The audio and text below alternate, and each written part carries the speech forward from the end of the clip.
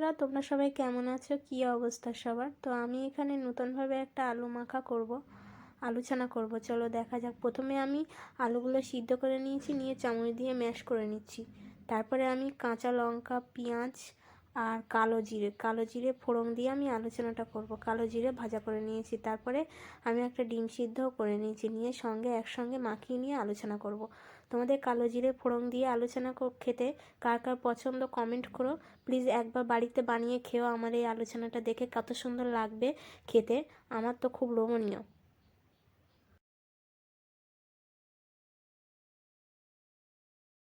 তোমরা বাড়িতে বানিয়ে খেও, কেমন হয় কমেন্ট বক্সে জানিও।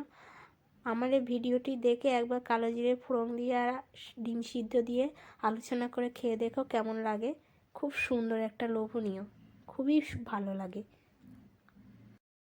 আগে আমি পাতলা ডাল নিয়েছি, সাদা ভাত নিয়েছি, আর একটু পেঁয়াজ ভাজা নিয়েছি, স্যালাড নিয়েছি আর আলু ছানা। এইভাবে আলু ছানা পাতলা ডালের সঙ্গে খুব জমে ক্ষীর একদম।